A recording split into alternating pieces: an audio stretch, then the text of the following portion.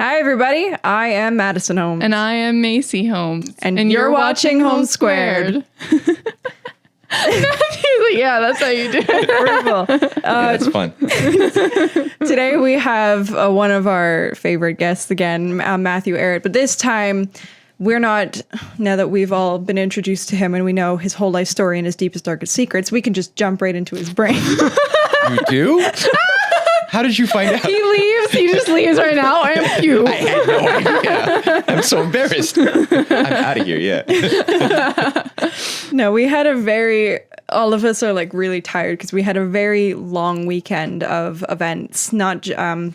This weekend we actually had Matthew came down to Calgary once again to talk at this event. This is the Courage to Listen. Building a framework for sovereign Alberta. Yes. Yeah. And before people go, oh, Alberta again, this was actually, this town hall. The point of town halls is you're meant to have a dialogue. You know, you have all opposing sides. And for anybody that goes on the website, you can scroll down and then you can watch it now. There were a bunch of streams from across the province. I had people emailing me in the middle of the presentations going, is your family there? This is so great. But at the very beginning, the CA, Constituency Association, that's under the umbrella of the UCP party that held this town hall, the MLA said, I tried to invite monarchists and people that were pro-Canada. I wanted all sides of the conversation. They refused to come. So this is not some echo chamber pushing of an agenda, even though there are people that were from the APP. We tried to get people not on the APP, on the other side of the spectrum, and they didn't want to touch it with a 10-foot pole. So that's something that you take up with those people, not the people putting on the town hall who tried to do their due diligence. But since we have Matthew here and him talking at this event, my whole clan kind of felt it relevant to bring him on here. Him talking at the town hall, Matthew is from the east side of Canada. He's from the just hangs his head. he's from Montreal, and so we had a couple speakers from Montreal there to give us their perspective, and I wanted to bring that up again here. Why did Matthew, you even want to come to Alberta? What is your stake as somebody that's on the east side of Canada? Because is this just an Alberta specific thing? You're also a Canadian historian or a historian more broadly, so you've seen independence movements and you've seen minorities and majorities want to split. You've seen all of the even coups. And so what was your stake and why did you come? What does your relevance have for this kind of movement? Yeah. Yeah. Well, and it's a bit of an irony too, right? Because I am the editor and founder of the Canadian Patriot Review magazine. Right. Which one would think, well, because I'm rather sympathetic to what's happening right now in Alberta, does that not make me an anti-Canadian sort of a traitor or something? What does that even mean? And in the context of the book series, The Untold History of Canada, that emanated out of the research, reconstructing a lot of this unknown or this forgotten history, it became more and more clear over those years between 2012 and 2019 when I published those books that much of what we thought Canada was, as far as the popular national myths of Canada, were largely crafted for geopolitical purposes to keep Canadians compliant to a system of global empire that utilizes Canada as a geographic beachhead of control, exercising since the 1860s, 1867, when the BNA Act was created. By the time the show airs, it'll be the day after Canada Day.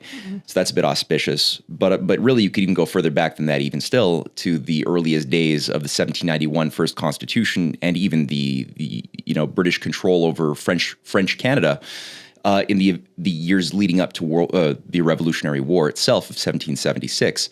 There's always been this idea of using both geographically as well as culturally as well as economically the territory of the North in order to project power for disruptive purposes against Republican initiatives that were being made by figures around George Washington, the leaders of Henry Clay of the 1830s and 40s, of people like Lincoln and his followers in the years after the Civil War, even the murder of Lincoln himself, was something I was surprised to find out could not have happened were it not for the Confederacy intelligence operations that the British provided to the Confederacy in Montreal and Toronto and Kingston, but especially in Montreal. And that continued on even up until my research of John F. Kennedy's murder, which couldn't have been made possible were it not for the organizing hand of a British intelligence operation, again, in Montreal, not that far removed, maybe a few miles from the headquarters of the Confederacy a century earlier. That was even today located in the World Trade Center area of the Square Victoria Center. It was known as Permindex, Permanent Industrial Exposition, run by a high-level British intelligence figure named Louis Mortimer Bloomfield. And that was the body or the group that the former district attorney of New Orleans, Jim Garrison, had found to be culpable and behind as a coordinating hand of the very complex operation to murder JFK. Again, so Canada was not what I thought it was. And so the more I realized that it was because its identity was principally as an expression of a global imperial power through banking as well as cultural and other big capital O other forms of subversion, also blocking different moments, the emergence of U.S.-Russian collaboration on the Arctic. That's been part of our history. The thing that I would normally be against, because I am a nationalist, I'm for protectionism, I'm a nationalist, that's how I identify myself. I've seen that that's been the primary tool by which humanity has won freedom against the system of oligarchism over many, many centuries, was the creation and then use of the nation state. I'm usually very much against divide to conquer anythings. So anytime somebody comes up with an idea of dissolving the power of a nation state into sub-blocks or ethno-nationalistic subgroupings, as has been done to Yugoslavia after the Balkanization process there, or anywhere, I'm usually against it. However, because Canada is a pseudo country, it's unfortunately, there are elements of it that are legitimate and historically beautiful, but that is not what has been shaping things over the past 50, 60 years, especially since Diefenbaker was ousted in 1963.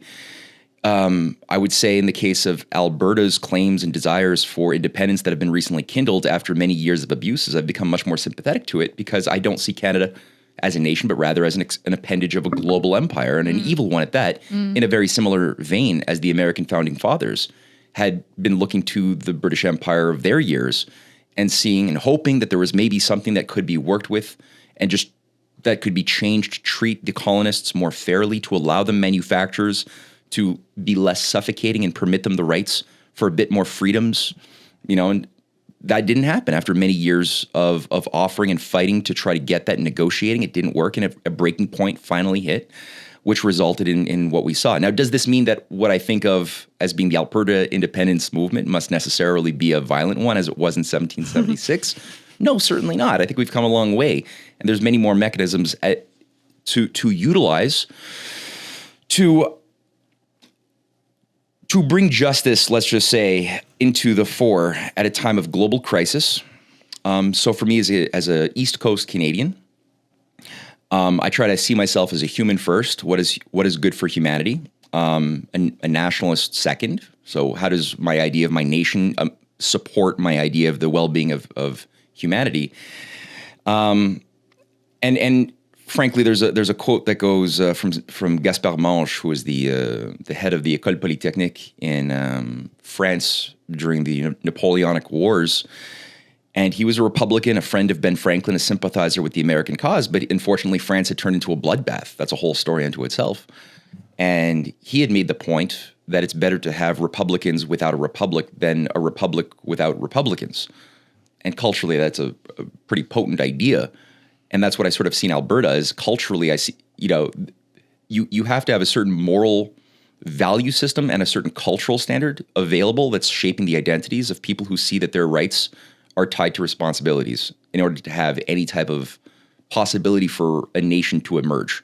Even if Canada, I used to be, involved with the Committee for the Republic of Canada, and we would organize for that outcome for many years, from 2006 until 2016. I was doing that quite regularly, but I realized that economically and as well as in the shadow government structures of the Privy Council that actually control most of the big decisions, domestic and foreign, of Canada, And culturally, just talking to the citizens, whether in Ontario or whether in Quebec, there was just nothing viable as far as a Republican culture that sees that we are responsible for the consequences of our actions as well as for the policies of our nation that we have to be involved with. Except in Alberta, I see something different.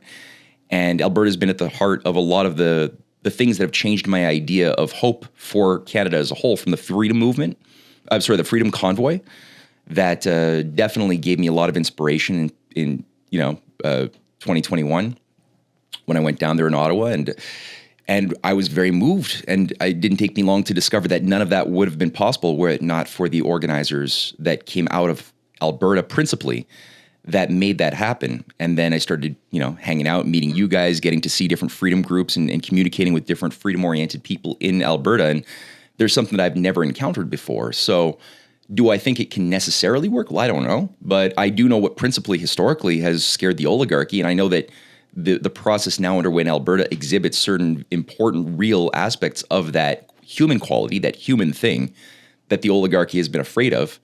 And as I tried to get across my component of the presentation at the event, I was asked to try to encourage people who are maybe on the fence to side a little bit, to become more sympathetic, let's just say, with the independence clause or the independence cause. And so I was asked to speak a little bit more about the global situation and what Mark Carney's role is in rewiring Canada within that global dynamic, which is not looking great. And from there, what do Albertans really want for their children's destiny within the context of what we know Mark Carney's assignment is to bring Canada into something really bad? That's interesting. So in that case, it's almost... See, you're not the only historian that was at a Courage to Listen. There was Michael Wagner, and again, for people that you can find all the speeches, you could watch the whole thing if you wanted, but if you like cherry picking, because I know there's those people, every individual speech is right here on the website. So, but we had Dr. Michael Wagner, who is also a Alberta specific and Canadian historian, and then Ben Trudeau, who has a lot of Quebec history under his belt, having come from there. But the difference between those two and you, Matthew, is that those two are now based in Alberta. Mm-hmm. So there's an Alberta bias, kind of, so to speak. But for you're not based here. So your perspective is not even necessarily about Alberta. It's about the broader picture of Canada, which is interesting because even me and MayCee being for Alberta sovereignty, we have your perspective under our belts. There's a side of the movement which is they're not looking at any of the things you're brought up. They don't even know much about Mark Carney. They know nothing about the oligarch and how Canada was built as a wedge. So they're just for Alberta from being economically violated over the years. Mm-hmm. But then where I guess even me and MayCee, because of your work and your perspective, is a bit more towards the center, is because it's less about this Alberta patriotism and also about this broader picture of like overall allegiance to something that we now know is not what we thought it was, being Canada. Mm-hmm. So it's not necessarily the position from nowhere, but that's the different perspective out of all of the ones that were at the Alberta Town Hall, because most of them were from Alberta, minus you and Bruce Party. Right. So that is something that I'm now kind of getting my head wrapped around. That is interesting. Yeah, absolutely. And well, I think that the idea would be and can become viable, much more viable than it currently is, because I think right now people still have a little bit too much emotion and sense of pain and injustice animating their strategy, and not enough of a sense of a concrete vision of what do you want? Like what exactly, okay, let's say we're free now, we're in our own country.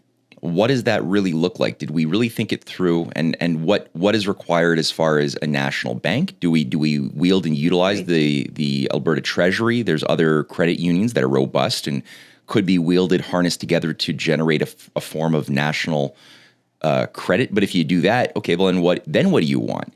Like, we certainly have a lot of resources. There's a lot of resources under the soil, a lot of them that are being exploited. and turn into money. We know that the Albertans are not benefiting by a lot of that because it's being sent away through equalization payments to other provinces in the east. That creates a lot of resentment. Some of it's then sent back, great, but then it is unjust in terms of the quantity and in terms of how much debt Alberta has been put into.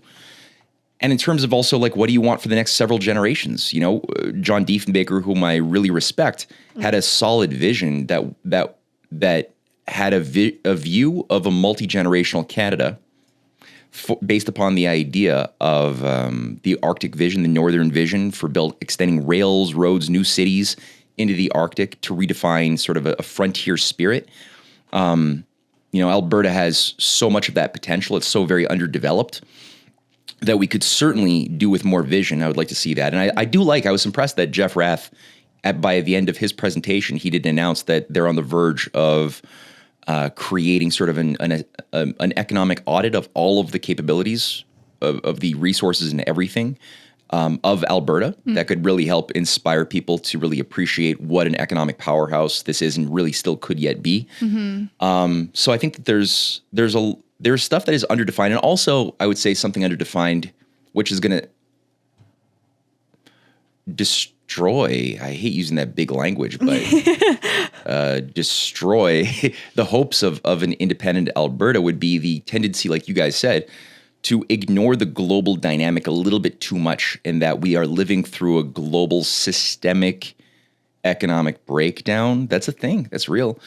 It's coming. And that tidal wave is moving faster and faster towards us due to the not decisions that were made over the past several years, but really several decades, to become a consumer society and build an entire economy around gambling principles, speculative assets on unpayable rates of debts that are gambled and bundled, securitized upon, and gambled to make fictitious capital, which looks real mathematically from the standpoint of a Wall Street banker or somebody, but none of it's real. The real GDP is and the purchasing power and just power in general of society to sustain itself has been collapsing year to year for the past 40 years of this consumerist cult.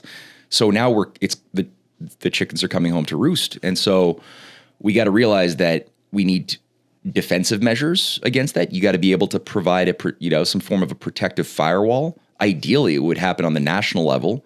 That's the best way it would work to defend the people from the collapse. And that's why I'm for the nation state in general, is because the nation state alone has the power to enforce that type of breaking up of the banks, the protections that we had seen in the 1930s, to protect the people from the speculative bubbles that are popping. I'm hoping that there's something in the United States, some people around Trump who might be prepared to do this, but I don't know. I haven't seen them. I don't think Scott Bessant is equipped to do such a thing.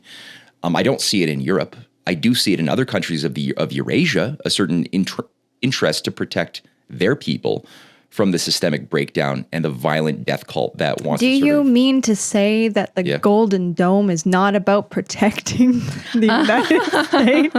Right, eh? I brought that up too. Yeah, that's right. Yeah, that came so that was a part of my presentation too, because Canada is, Mark Carney not only has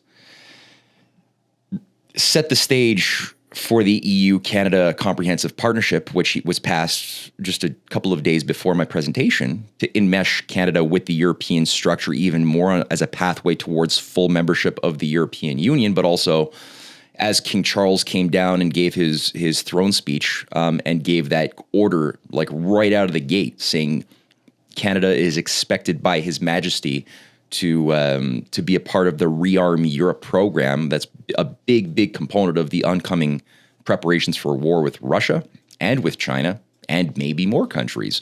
So you got all of these things going on. And then you have the Iron Dome, which involves, extending effectively NATO-connected military systems that are more and more transhumanist AI managed into the Canadian Arctic. That involves, I think a component of that is the AI data centers that they're preparing to expand vastly in Alberta is a big place where there's a lot of energy, because they do take a lot of energy. And the Arctic of Canada, where Justin Trudeau already not signed into law, but he passed a measure for a new defense strategy for Canada a year ago that Carney, I think, might have been behind it as well, for installing long-range missiles into the Canadian Arctic. That they won't say, or they won't yet admit openly, is a part of the Golden Dome program that President Trump announced upon taking office for the second time. But I think it is. It fits very nicely into that idea of a continental power, military power. And it could not only be used to keep people out or to defend North Americans from their so-called enemies abroad, but could also be used by these same AI Silicon Valley freaks in order to keep control of those living on the continent too. It's not just an outside thing; it's also an inside thing. So, yeah, I think that these are all factors that not very many Albertans are paying that much attention to. But I think if they don't take that contextual, both history but also present context into consideration, they're going to make all sorts of missteps and not think about proper strategies that could deal with these real things: economic collapse, oncoming global war, oncoming technocratic control grid over North America. These are all things that we should be, as proper revolutionaries, if that's what we think we are, thinking about dealing with as expressions of what this evil empire wants to do to take away even more of our freedoms. Not even just Albertans, like you bringing up Mark Carney, and a lot of this is a Canada problem because everybody, unfortunately, now has Mark Carney as their Prime Minister. But a lot of people I've heard talk about, if they do know anything about Mark Carney, it's the financial economic crisis that we are about to go into, and it's like, yes, totally. However, but you bring up again this European Union big picture, and every Canadian really needs to have a stake in this game, as I know my family certainly does, because we got a bunch of young people in the house. It's not just me, MayCee, it is my brother and then his girlfriend. And in that European deal that Mark Carney signed on to, there's also under there the whole guise of conscription. So this whole bringing us into the European Union, some people may think, oh, this is cool. Now we're cooperating more, but it's not about trade cooperation, though that would be great. This is more about, again, you said this war that's ongoing, the war against everybody else. And this brings in the younger generation, this conscription idea. This is literal potential war, and then they're going to use technically Canada's future to go at it. And this is some people that Canadians, let alone Albertans, are not looking at. They don't understand that there's conscription going on, and that's also something that I was wanting your opinion way back when. I'm not sure if this is relevant regarding even the American Revolution. They had some similar. There was conscription, if I'm not mistaken, by Lincoln, but that was entirely different mode of attention. This is a conscription, not even from home. This is to go towards something that most Canadians aren't loyal to. They actually have no stakes in Europe, really. Yeah. No, absolutely. And I mean, but that's the thing about some fights are just and must be fought. Other fights are completely unnecessary, and they are simply being brought in order to to destroy those wishing to avoid a system of enslavement by a higher power. And so that higher power is trying to pick a fight with said group. Now, there's this idea of natural law. Upon whose side does justice reside? Both the Confederacy in the Civil War as well as those who were for the Union both believed that God was on their side. All sides were Christian, all sides were praying to God, but they had a very different idea of what the nature of human beings were, what the nature of societal self-organization should be based around, and what principles, what moral values were. Even God, what the nature of God was. Because, some slave owners were like, well, God says that we have the right to own our slaves, so.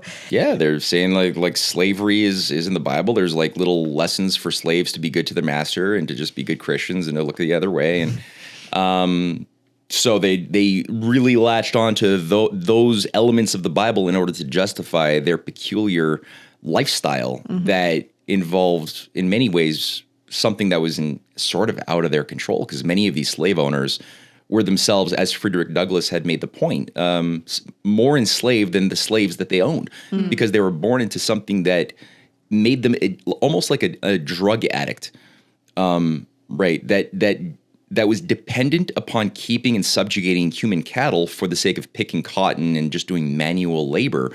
But that meant that these people were bestialized themselves because they couldn't develop their human qualities. They couldn't develop real talents of their mind because they were so busy just thinking, how do I keep control of my system? Would you say that's analogous to like, the East and the West dichotomy that's been going on, like Quebec and Ontario, to all of the financial support that the West has been giving them? Is that like a similar dynamic with this dependency or? Yeah, well, I think that there is that. Yeah, to a certain degree. I think that it's a good observation that they have been, and here's two things about that. Most Quebecois, I can't speak for Ontarians. I've been living in Quebec my whole life, so I've got more of a finger on the pulse there. I would say as people, they don't think at all about equalization payments.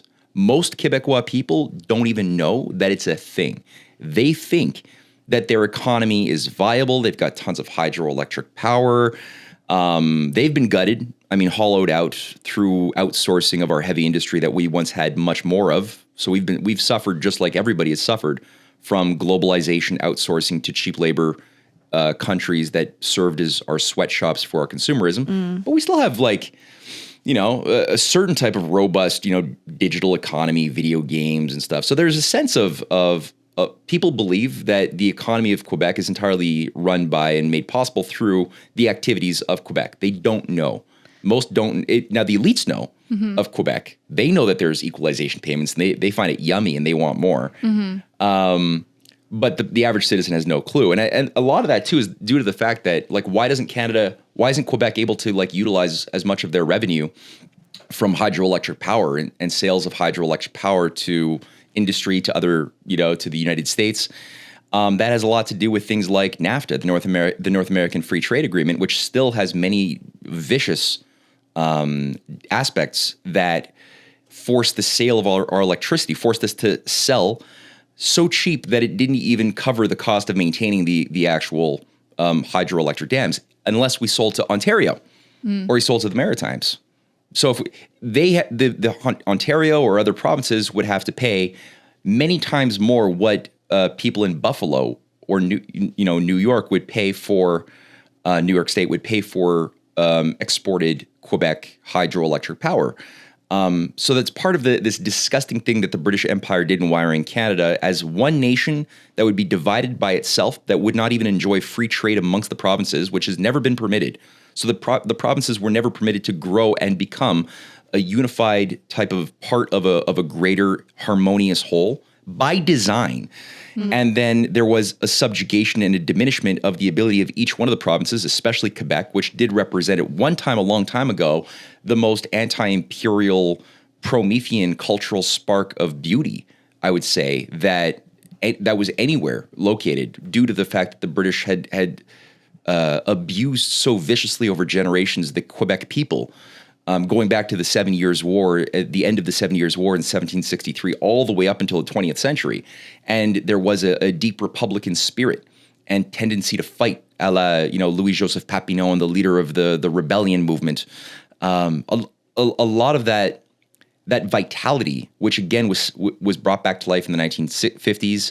It had a lot of life in the 60s, but it was just smothered and crushed because it exerted such a fear into the hearts of the oligarchs managing Canada, that they wanted to then cripple us. And then, like you said, I think, keep the province addicted to increasing rates of revenue from other parts of Canada, Alberta being the big one, that were then also kept from standing on their own 2 feet economically, because it was known by the figures around Pierre Elliott Trudeau, and many of them were cited in the various presentations by Mitch Sylvester and others. Marc Lalonde, Keith Davies being just two notable members of the Trudeau network that saw that, okay, if BC and Alberta of the 1960s or 70s were able to actually get together and do something, maybe they would definitely inspire Saskatchewan. And they're the only parts of Canada that have the economic viability that would stand on its own 2 feet and become a sovereign country. So we can't let that, and we have to cripple them in a variety of ways. So in many ways, I think it's similar to what was done to the Confederates, most of whom didn't own slaves, but their whole culture was made degenerate. based on the idea of utilizing human cattle and getting addicted to the revenue you acquired by exporting cheap cotton to, again, England, and not being able to have manufacturing, not having any heavy industry or advanced science was not allowed to be a part of their economy. And it was even baked into their Confederate Constitution that no slave shall ever be permitted to go free. Free trade and the legalization of protectionism was baked into the Confederate Constitution too. So you could see that it was really an economic war to keep them down. And in that sense, what Lincoln was doing was defying that anti-human agenda in all of its facets. So he was definitely on the side, I would say, of justice in that fight. Whereas, the oncoming talk of conscription that they have baked into the current conversation, both for the Europeans as well as for Canadians, we're not going to be on the right side of that war. That's a war that's being artificially created to bring onto Russia in order to turn Russia into a slave colony and destroy the proud spirit of that people, as Hitler had earlier tried to do by extending, Germany's power and the broader fascist power over the course of an area that became very closely similar to the expansion of NATO. Just look at the growth of Nazism and compare it to the expansion of NATO since, especially 1995. And you'll see some strange similarities. And then you look at the fact that many of the leaders of NATO, including Ursula von der Leyen, she's not of NATO, but of Europe, Merz of Germany, or even Chrystia Freeland, or the new MI6 director, and look at their grandparents, and they're all not just Nazis, but high-level SS Nazis, like of the highest level, that were then given new employment after World War II in order to be a part of NATO's secret armies and the creation of NATO itself. That was, carrying on what the Nazis failed to do, but under a new democratic veneer. Fascism with a democratic face became the name of the game. And that's what has sort of swept over the military considerations that Canada has participated in since the bombing of Yugoslavia in the late 90s that killed over 60, 70,000 civilians, that destroyed so many countries in the Middle East by forces that did 9/11, that had nothing, it's not like 9/11 was really done by a guy in a cave the way we've been told. It was done by these types of agencies that have taken over the CIA, that killed JFK, that murdered Martin Luther King Jr., and that played a very nefarious role in bringing martial law to Quebec in the 1970s, which also is a part of my speech, and I think is still a factor in shaping decision making in Canadian intelligence agencies today, which again fall back to what do independence-minded people and organizers have to think about? Well, that's a big one. Is like, well, we're dealing with a very vicious intelligence apparatus that's tied to something very old, very bad, and that has done very bad things that we can prove, and that is ready and willing to do it again to subvert any type of peaceful effort if people are not wise to its operations once again here in Alberta. Yeah, that was a lot. Yeah, sorry. But you painted it very well. And I guess for people who might have thought that was a lot, I think that something that resonates is the fact that it's when we were first hearing about the Alberta independence push, I was a little bit skeptical because I thought I had your context in my head. So I thought, okay, we know what happens when they divide. They do conquering, right? And I was like, okay, because I was thinking, how would it be beneficial if Alberta were to separate, and what would that look like? And it means that we are taken, stripped away, and then Canada starts to fragment a bit. And then what does that look like? But then I agree with you in the sense where there's not really much of a national identity that's based on something that's actually fundamentally good for human beings and for success of prosperity, because that's not what Canada, as you're saying, and what Matthew's alerting to, is that we weren't set up for that. If we were set up where, because even when you guys were talking about Quebec not being aware of the equalization payments, but maybe the oligarchy is, it's I think in Ben Trudeau's speech, he was saying that Quebec's number 7 on the list when it comes to the payments, actually, so they're not even near the top. But regardless, the fact that they themselves are also subjugated to, as you were saying, the slave master. Now you're so dependent and reliant upon your slaves to do the work for you, kind of what left hemisphere likes to actually go out and do the work, right? It's like, sure, it could, but it would rather just somebody else go do it for it, right? Yeah. And so now that's what the slave master was, but you never know what he could have been. It's like he could have been a great scientist that contributed like many amazing discoveries to try and make things better. And then therefore, consequently, all this human suffering doesn't have to happen. These people don't have to be bare minimum addicted to what you were saying. Like, we're so kept down that even like bare minimum we can produce raw resources and then sell it, and we're like, yay, look at, we're doing so well economically. And it's like we don't even refine our own oil. Right, you know what I mean? And so, but that larger picture is important to keep in context, because when I thought about you going to speak at the event, I was very excited, because I was like, most people also don't really pay attention to even the idea of what would be the vision once we get what it is that we want. It's like, what economically would be the vision. And then that's why we're trying to even understand, through me and Maddie trying to understand your work, and you trying to create your amazing work, is like, well, what are other countries doing now that maybe we're not doing, and what has been the historical precedence behind that? Because even if we're looking at things like Russia and like China, it's like, yeah, we can say that there's some things maybe in China where it's like, oh, there's some technocracy things that could be getting built up. But again, things are way more nuanced than people give life credit for. And it's like, what are some of the things that they're helping to actually keep themselves with that national pride, that, like you were mentioning Russia, that national pride, that national identity, because they've created something that is actually successful and helpful for the people. We just are now split, where Alberta and Quebec and consequently every other province in Canada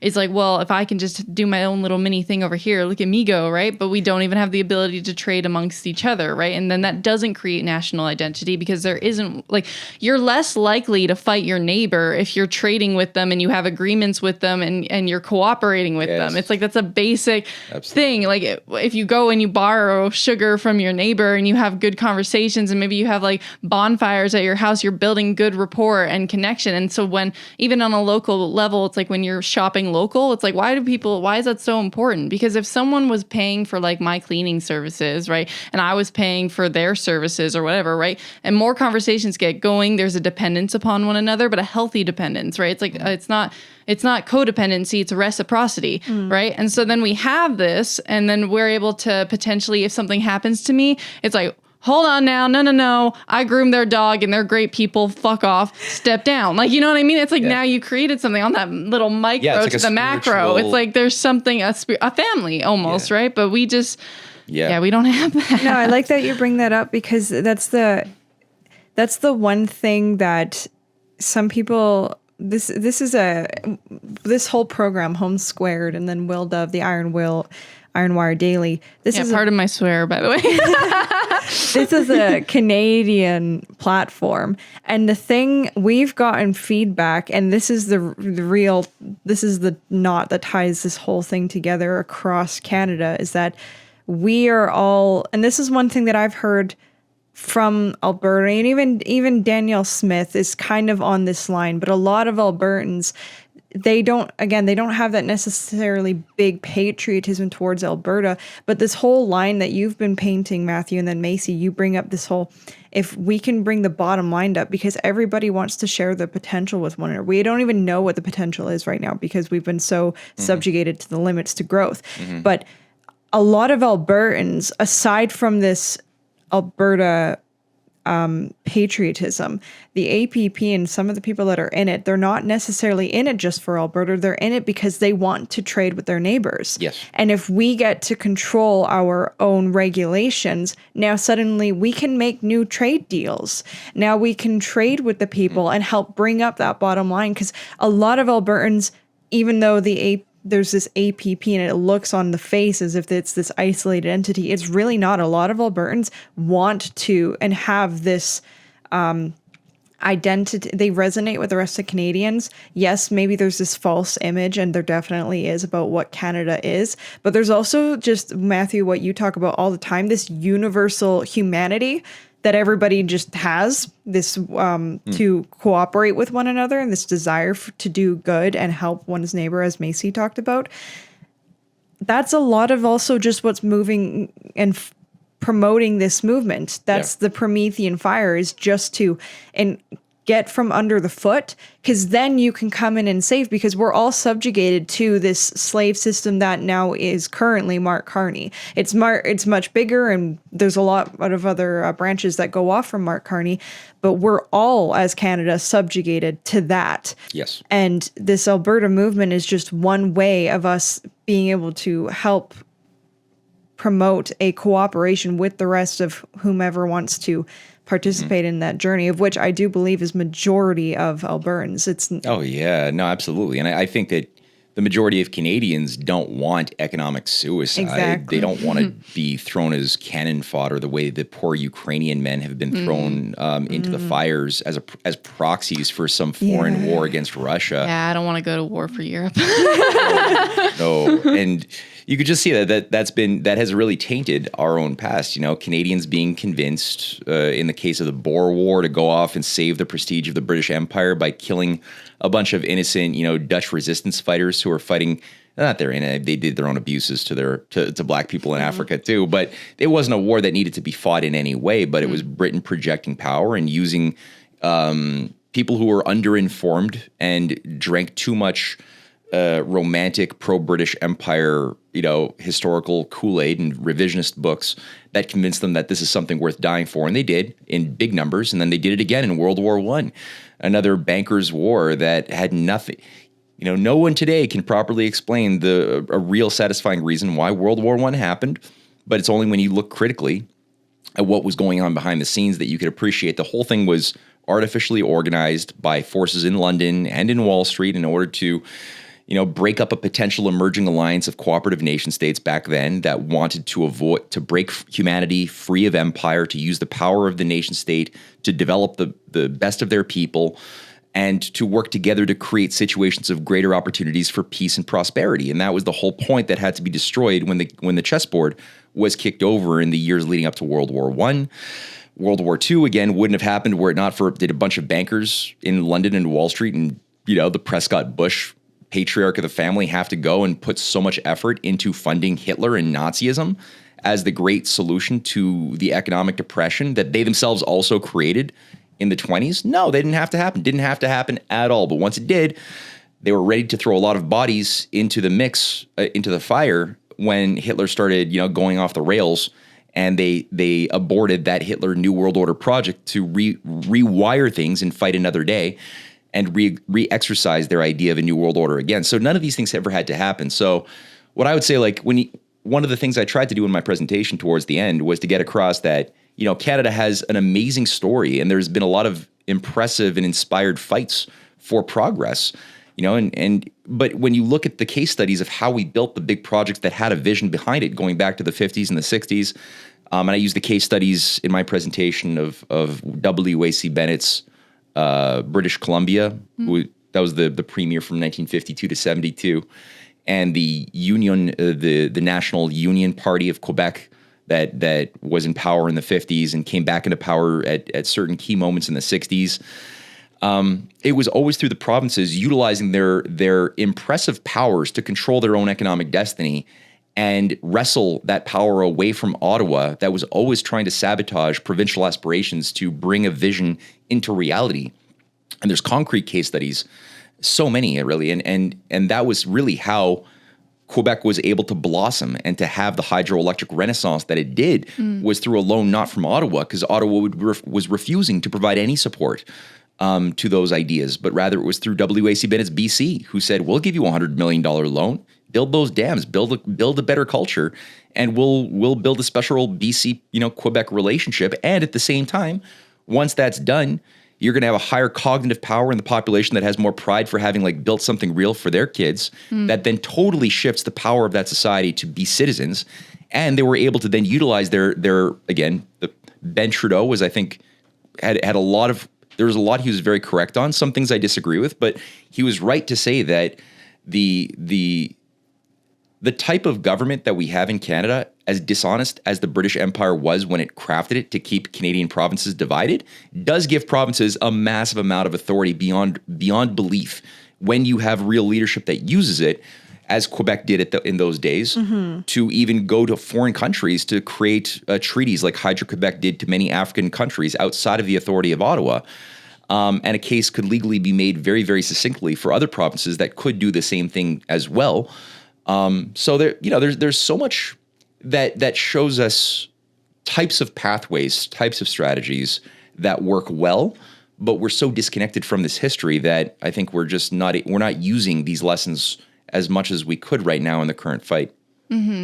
Plus, also, I feel like it could be a stepping stone. Like, it's like, even if, for example, we didn't get independence that we wanted because perhaps Mark Carney, as he was saying, Canada's not for sale. It's like, well, maybe Alberta's just also not going to be able to, he might pull us back. You know what I mean? It's like, even what I liked about Ben Trudeau's presentation is that idea of he was saying, well, maybe we're not using the Constitution in all the ways that we could, because there were lots of examples where he was like, Quebec was able to decide what it is that they want to put in their grocery stores. They're allowed to decide what it is that they want to put in their hospitals. It's like there's some things where we are still just very limited and restricted here in Alberta, but Quebec has some ways of doing that, as he was talking about. But even then, as I would agree in the sense where it's just like, but only if we do it right.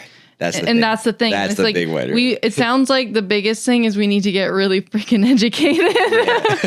That's the problem with Quebec is that, it's true that these things were created by patriots many decades ago that gave them certain mechanisms that have been used to protect Canadian dairy or Quebec farming dairy.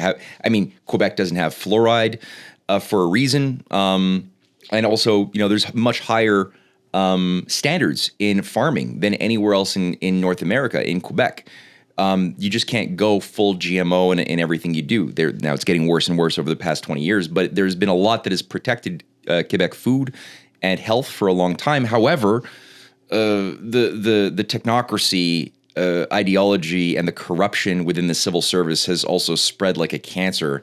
And you've got some sick ideologues positioned in very powerful seats all throughout these different institutions in Quebec that are very happy to, murder, to use their power not to improve the lives, but to reduce the lives of many of those Quebecois living there.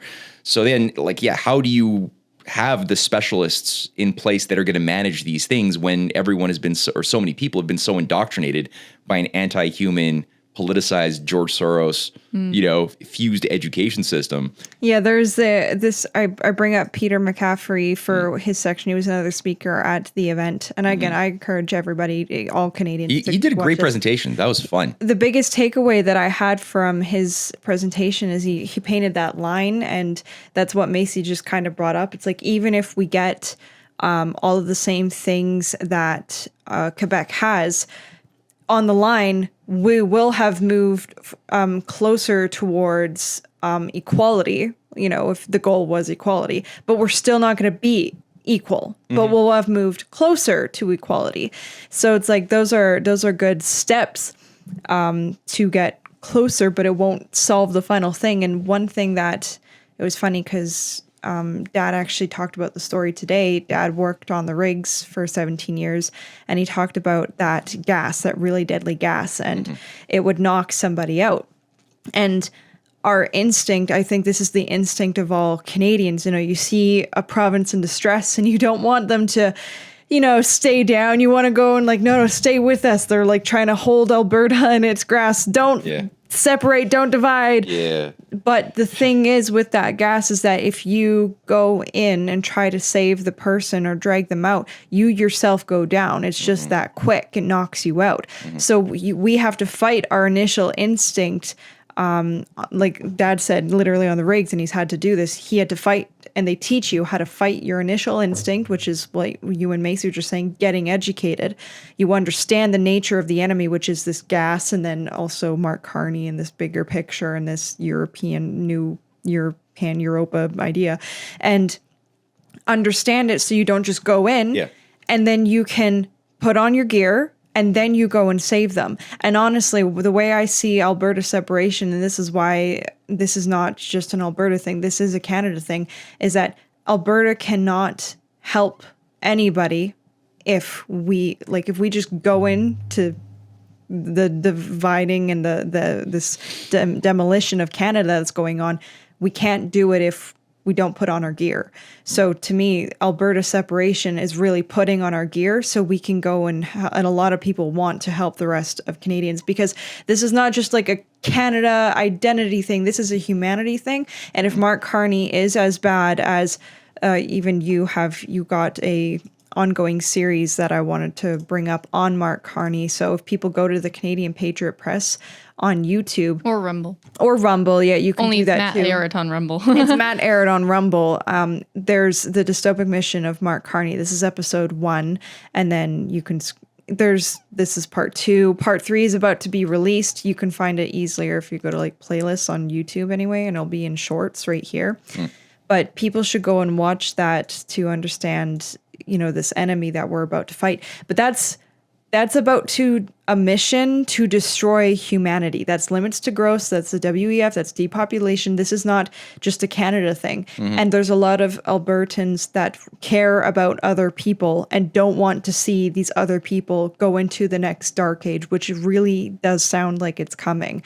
So it's like the kind of big takeaway that I've gotten from this conversation is that this Alberta separation thing, even people that aren't necessarily patriotic towards Alberta, this is how we put on our gear and go save the individual that just got killed or knocked out by the gas. We're trying to prevent further damage. And to do that, we have to step back first. Yeah. Otherwise, we ourselves are going down. So this is really a mission for Canada, is how a lot of Albertans do see it. There's the Alberta Patriots, but a lot of people just see this greater human to human resonance that they really want to help. And to help facilitate this, we need to watch your shorts and stuff like that, get educated on what this gas really is. Yeah, that's thank you for promoting the little shorts too. But yeah, no, I think it's well said. And I really did like Peter McCaffrey's presentation very much. And I think it did make a certain amount of strategic sense, because he was making the point, that using that extremity of in one massive extreme, Alberta was imagine Alberta is totally subjugated and enslaved with zero freedoms. It's a slave colony of Ottawa. On the opposite end of the extreme, let's say, Alberta is full imperial. It was a funny scenario to build up. Like, full imperial, has total control. Like the capital of Canada is in Edmonton or something, and right, has full control over the Senate. And everybody's mandated to eat pancakes for breakfast by law every morning. It's pretty funny. But then he's like, okay, let's look in the middle, and things start getting a little bit more imaginable or realizable. And he was making the point that if we promote a strategy that calls for taking more controls into Alberta's economic hands and political hands outside of Ottawa's control, which involves, we could feasibly just simply end the equalization agreements by renegotiating our relationship with Ottawa. There's way more say than a lot of even Albertans realize that Alberta has over the strategies that it undertakes for cultivating and developing its economic powers, and building trade relations, both with other, there's a lot we could do. It's quite astounding. And then if Mark Carney and his ilk proceed to sabotage completely reasonable points of negotiation, then that would take people who are still on the fence. A lot of people in Alberta are really on the fence. They would really rather stay with Canada as a whole, and I get that. But if they could see that all of these reasonable requests are being just demolished, ignored, and dishonored by Carney, who would not be acting in good faith, that would probably tip over a lot more people to become much more sympathetic, ultimately, to the cause of building up a real independence movement. And I think that Peter McCaffrey was correct, because there's a lot of people in the urban centers who are not ready for it. The rural Alberta is very ready for it.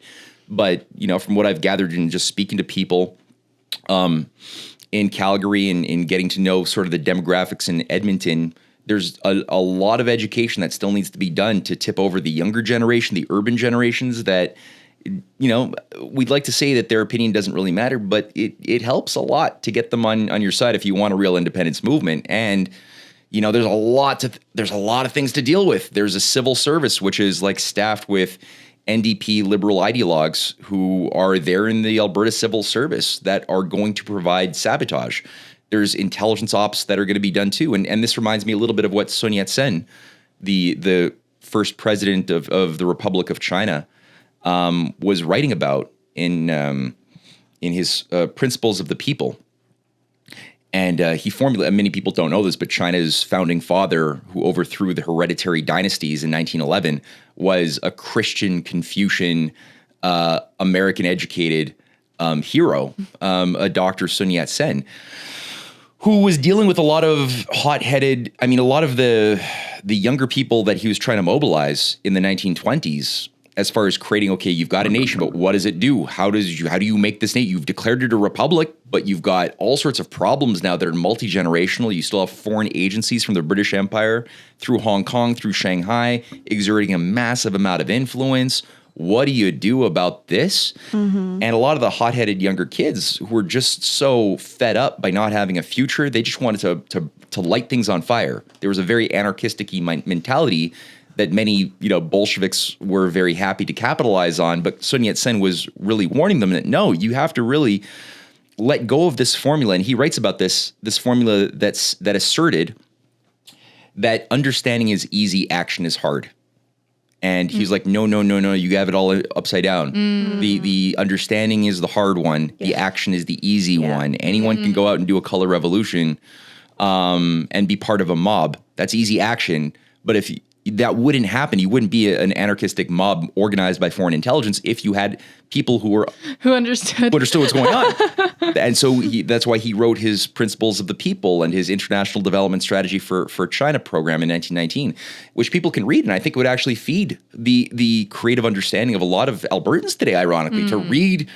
It's available for free to find online. Just Google Sun Yat-sen Principles of the People, modeled where he was trying to model his society on the studies that he made of Abraham Lincoln and Lincoln's principles of the three principles of the people, and really fleshing it out in a thoroughly composed manner. That is a really good read. Ironically, and it would probably help them understand that they've been lied to about a lot of things that they're being told about China, who many good Canadians are being convinced that this is their enemy that we have to be prepared to go to war with, as well as Russia. And they don't realize that it's the very same CSIS, RCMP intelligence agents tied to MI6 that gave us, there it is right there, yeah, the Principles of the People PDF. That's the book. Read it, love it, it's fantastic. And yeah, it's the same, like the source of a lot of the gossip and narratives that were being fed, trying to paint China as the natural enemy, trying to destroy Canada.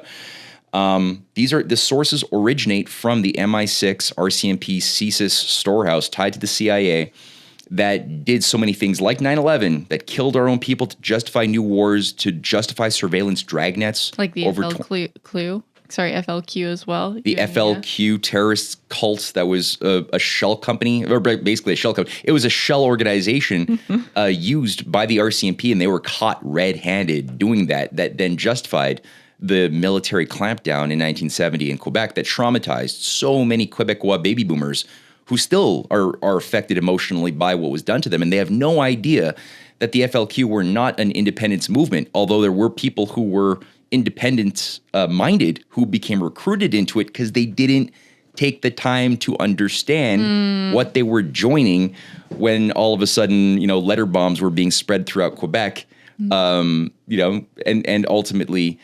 that's the sort of thing that I think that hopefully my books as well, the Untold History of Canada book series, can help people sort of navigate through some of these traps, because it's the same formula. The stuff that Sun Yat-sen was dealing with through British intelligence operations to try to radicalize and to make violent the independence-minded groups that were trying to fight for a new country, the same formula and the same agencies that were doing it again, that killed JFK, that did these things in the 60s in Quebec, and that are still behind, Islamic terrorism today. And we paint a picture of a lot of this stuff in those books that you're looking at right now on that screen. Thank you, Madison. I swear, guys, we don't plan the plugs. It's just, it needs to be plugged. Yeah.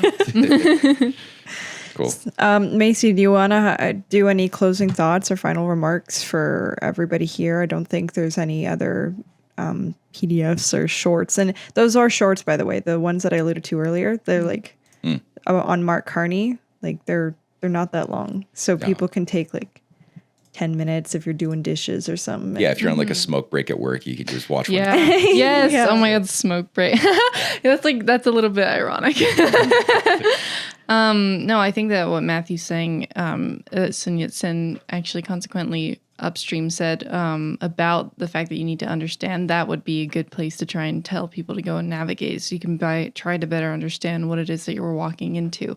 Because then consequently, we also have to understand how could the Alberta independence movement be used as a trap too. Because again, like there's just so many, every decision that you make, it's almost like there is two it's like you're walking on the edge of a knife, and like there's two ways that it could go, and if you're not paying attention, then one slip and the whole thing could just go and collapse. And as Matthew said, he doesn't like the word, you use the word destroy, but it could very well destroy what it is that would be human prosperity and progress modeled based off of context that most people just don't understand, and they should try to, because that way then you can call yourself a proper revolutionary, because then you actually put in the work to understand, well, what am I revolting against? So I think that would be a good place to go and guide people. And so Sweet. Yeah. Cool.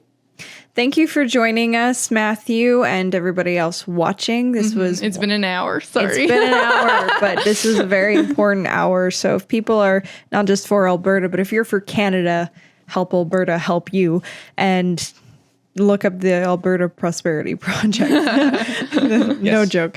Absolutely. Thanks, guys. Yeah. Well, everybody, this has been Home Squared. Matthew's like, yeah, I'm joining.